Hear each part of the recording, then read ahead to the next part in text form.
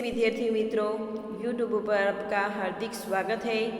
आज हम कक्षा 9 उसके पद 7 है सूरदास के पद के बारे में समझेंगे। तो सूरदास जी है। महाकवि सूरदास जी का जन्म कुछ लोगों के मतानुसार दिल्ली के पास सिही नामक गांव में हुआ था। कई लोगों ने मानना है कि इसका जन्म मथुरा के पास रुकना या रेणु क्षेत्र में है वहाँ हुआ था। इनका जन्म हुआ था वह विवादास्पद हो गया था, क्योंकि उसका कारण है कि वह अंधे हैं या नहीं, उसके कारण यह विवाद हो रहा था। वल्लभाचार्य के गुरु इसके गुरु थे। इसकी प्रेरणा से श्रीनाथ जी के मंदिर के कृष्ण की लीला से संबंधित पदों की रचना हुई थी। वात्सल्य एवं श्रृंगार रस का वर्णन किया गया है। सूरदास जी अन्य भक्ति भावना की परिचय मिलता है। इसका मन सिवाय कृष्ण के कहीं और सुख नहीं पाता है। सूरदास से उसका मन श्री कृष्ण के और कोई देवता का मन यहाँ नहीं लगता है। जिन आँखों ने कमल के समान नयन वाले श्री कृष्ण का दर्शन किया हो और देवता की आराधना कैसे कर सकता है। कि सूरदास जी है, उसने श्री कृष्ण के दर्शन अपने आँखों से किया है, तो और कहीं और देवताओं को वह अपने आराध्या नहीं करते हैं। आराध्य देव का गुणगान सूर ने किया था कि आराध्य देव है, उसका गुणगान सूरदास जी ने किया गया था। दूसरे पद में श्री कृष्ण का मनोहर वर्णन किया गया है। दूसरा पद है श्री कृष्ण का मनोहर दृश्य देखने को मिलता है। बाल कृष्ण की चेष्टाओं के माध्यम के कारण बालक श्री कृष्ण का मनोहर वर्णन किया गया है। मेरो मन अनंत कहाँ सुख पावे, जैसे उड़े जहाज का पंछी फिर जहाज पर आवे।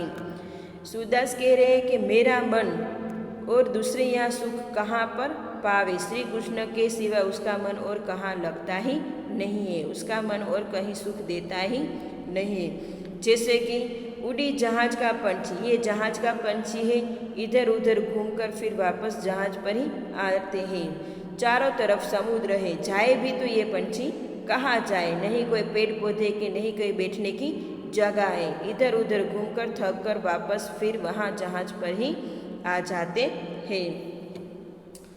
जैसे जहाज का पंछी जहाज के उड़कर पुनः जहाज पर ही आ जाता है, उसी तरह मेरा मन अन्य देवताओं की यहाँ भटक कर फिर श्री कृष्ण के चरणों से लौट आता है। कमल नयन की छाड़ी महात्म और देव को भावे। कमल नयन श्री कृष्ण की महिमा को छोड़कर वह अन्य किसी देवताओं को ध्यान कैसे कर सकता है। परम गंगा का छड़ी प्यासो दुर्मति कुप खावे।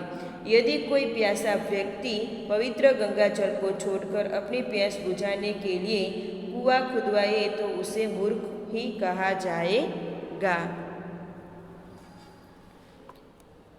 जी ही मधुकर अंबुज रस चाख्यो, क्यों करीले फल भावे।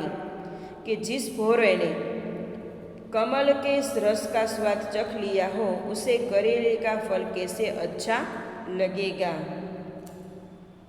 सूरदास प्रभु कामधेनु तजी छेरी कौन दुहावे।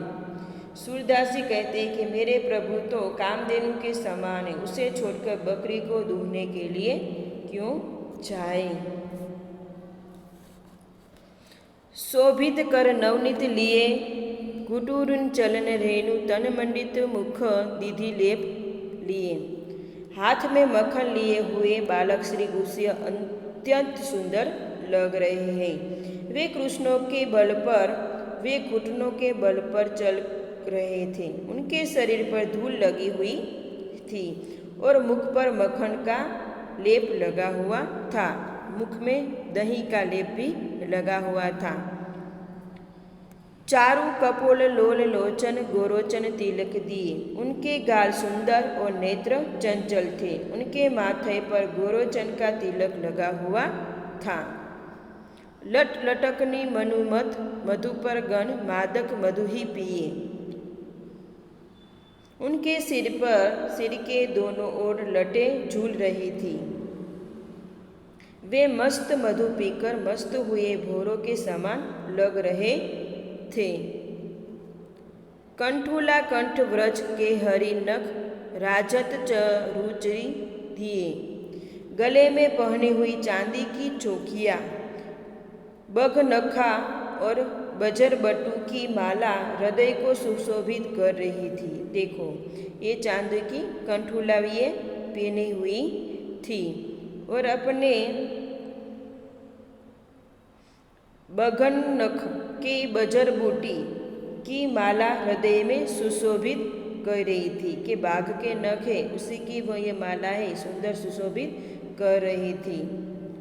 धन्य सूर एको पल यही सुख का संकल्प दिए। सूरदास जी कहते हैं कि बालकृष्ण की इस छवि को देखने का सुख एक पल में के लिए भी मिल जाए तो भी जीवन धन्य हो जाए, फिर 100 कल्प तक जीने का कोई अर्थ नहीं, तो भी 100 वर्ष जीने का भी कोई अर्थ नहीं। एक बार उसके दर्शन हो जाए तो मेरा जीवन धन्य हो जाएगा।